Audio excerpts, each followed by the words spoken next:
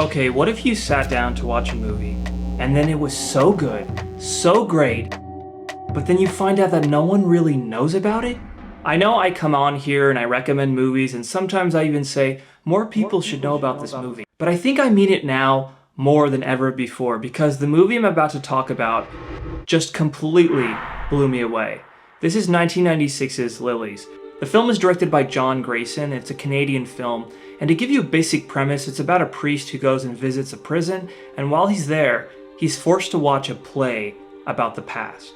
Now, if you're like me, it probably doesn't sound immediately engaging, especially when it deals with stuff like a Catholic priest, which I do not usually care to watch stuff like that. But don't worry about it. It's really not about, being Catholic or anything like that, or even religion, really.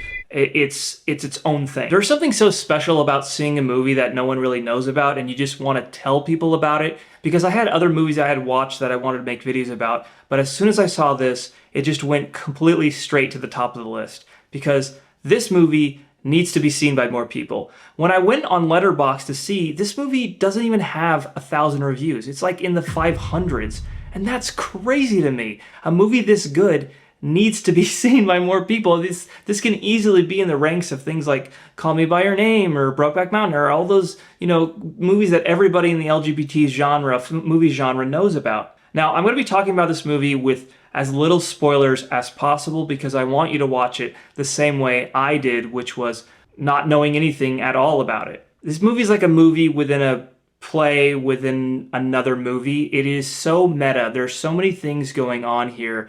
It's so good. It's so good. It's so good. The thing that really shines beautifully in this is the editing and the way that they move between different segment situations is just flawless. And the two lead characters are really beautiful, really, really nice to look at, and they just do a great job.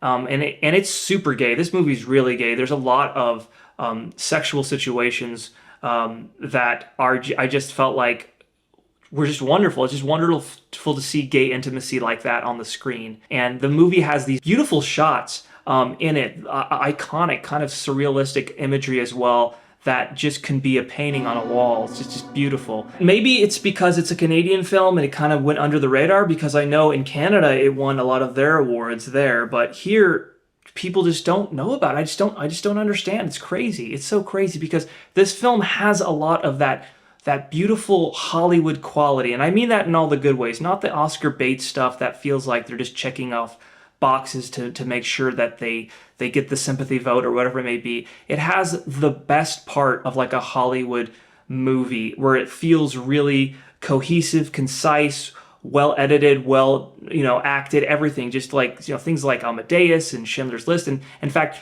it does remind you a lot of Amadeus, that movie, especially the way the movie is framed and the framing device they use in it. The film does have a lot of operatic soundtrack, which goes in line with the one of the main characters being a priest. And there's a lot of also elements, I feel like, that are similar to the film that I talked about on this channel called Morris. And the film doesn't really hold your hand, and you got to keep up with it. There was a part here that I'll talk about that kind of did confuse me, in that a lot of the female roles are played by men, and there's a reason that is that way, but at first it could be a little jarring, and it had me thinking, like, is that supposed to be a man? Is that because of the time period it also takes place? There weren't a lot of people that were dressing that way. But as the movie moves on, it completely makes sense. My other big criticism, and I'm not going to talk directly about what happens, but there's something that happens near the end of the film that didn't feel correct motivationally from the character. And if somebody has seen this movie in the comments, I would love to talk to you about it, because I'm just completely confused about the motivation for a character to do something else to another character without any clear idea or logical explanation why someone would do this to somebody. That's my only major flaw. Otherwise, this movie is completely wonderful. It is not a feel-good movie. I'll say that up front. It is not a feel-good movie. There are a lot of things that might upset you in this movie, but I think overall, as a film-going experience, as a rewarding film-going experience, this is really special. And I talk a lot about endings and how important an ending is, because you feel it all at the very end. And this movie could not have ended more perfectly, leaving us a lot to talk about, to dwell on, to think about. Wonderful. Just perfect cut to black. And I just want to say, I talk a lot about, movies hopefully being restored and stuff.